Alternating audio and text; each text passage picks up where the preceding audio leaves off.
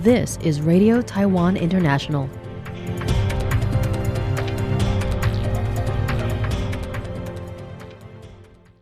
Welcome to the news on Radio Taiwan International. I'm Hannah Belinsky, coming to you from Taipei, Taiwan. We begin with a look at today's top stories for Wednesday, June 25th.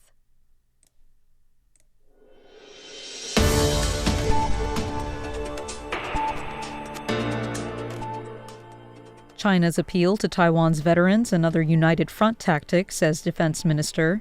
Taipei hosts International Disaster Resilience Workshop, and Taiwan's energy reserves exceed security expectations amid Middle East tension. But first, today's top story. The Chinese government has said Taiwan's veterans will be invited to attend a military parade to be held September 3rd at Tiananmen Square in Beijing to commemorate the 80th anniversary of their victory against the Japanese in the Second Sino-Japanese War. In response, Defense Minister Wellington Koo reminded veterans and retired officers to be wary of such united front tactics.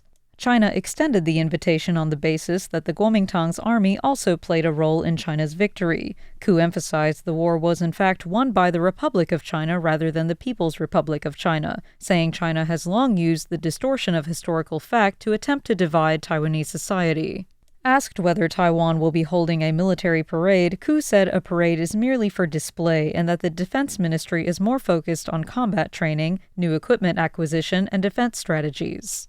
Last week, the shortcomings of Taiwan's military service regime were highlighted by foreign news media CNN, which called attention to recent draft-dodging scandals involving Taiwanese celebrities such as actor Darren Wong. The article cited a former United States Marine officer who trained with Taiwanese units, saying Taiwanese conscripts are poorly trained during their mandatory service. To this, Koo said that Taiwan's military training regime has improved and that soldiers enlisting now have a different experience. DPP legislator Puma Shen has previously proposed amendments to the law that would exclude conscripts who have obtained Chinese household registration and nationality from serving in the military in order to avoid national security risks. Regarding this matter, Koo said current military service duties cannot be waived, but that the ministry will continue its standard protocol of disallowing such persons from more sensitive positions.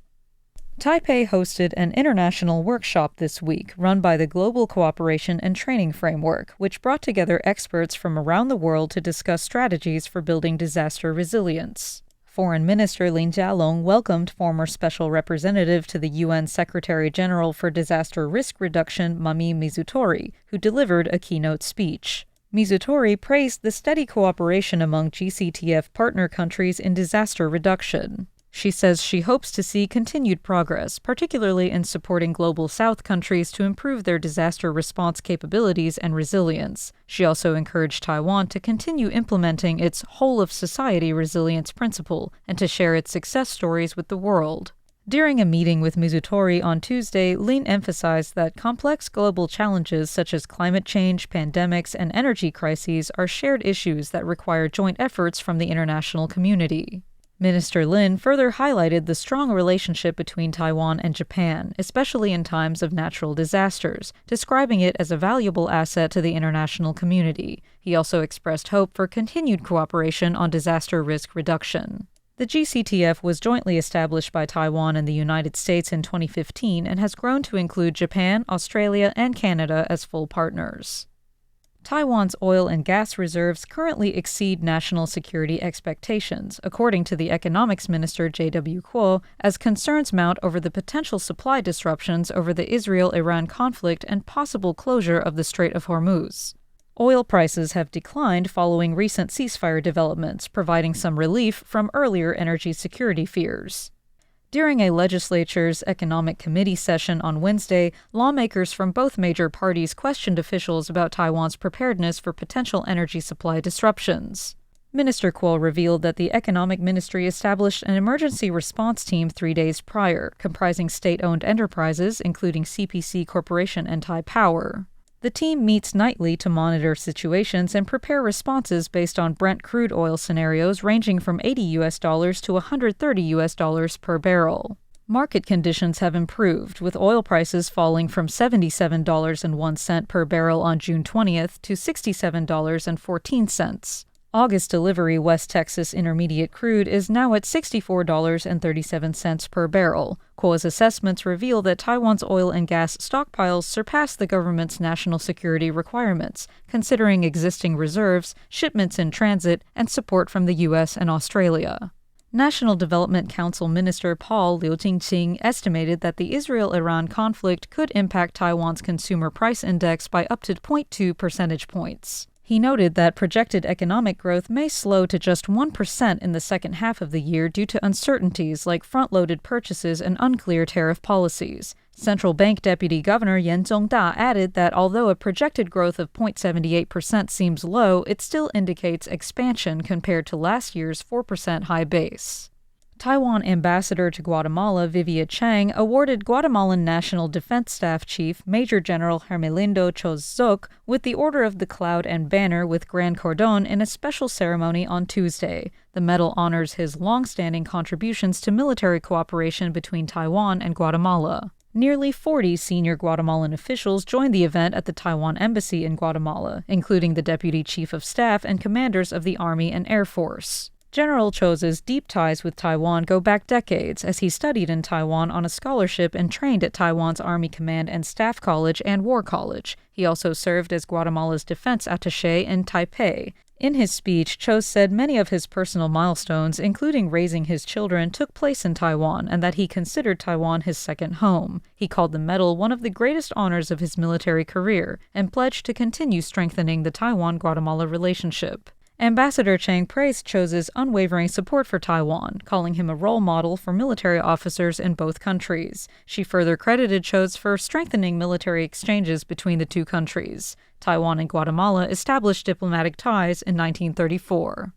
Taiwan's high-speed rail's new chairperson, Shi Zhe, made his first appearance before the legislature's Transportation Committee on Wednesday, outlining his vision to lead the railway system into what he calls HSR 2.0, as the company prepares to introduce new trains and address growing capacity constraints. During his inaugural committee appearance, Shi faced scrutiny from lawmakers who questioned his qualifications for the role, given his background as a former cabinet political appointee without direct experience in transportation. Critics have suggested his appointment was merely a political reward rather than a merit-based selection. In response to these concerns, Shi emphasized that maintaining the high standards achieved over HSR's 18-year operational history presents significant challenges and opportunities for improvement.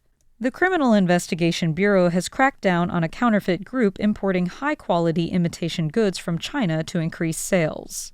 Taiwan's Criminal Investigation Bureau has dismantled a sophisticated counterfeit goods operation that generated over 300 million NT dollars, $10 million in revenue by renting Shopee accounts from residents to sell high-quality fake products sourced from China. Police raided a Taoyuan warehouse and found shelves of counterfeit merchandise, including popular cartoon products. The scheme involved creating shell companies to recruit account holders and required employees to sign confidentiality agreements to avoid detection. The operation was exposed after a technology company discovered its items being sold online as counterfeits. A female suspect, Zhang, was arrested for money laundering, while the alleged mastermind Hu remains at large in China.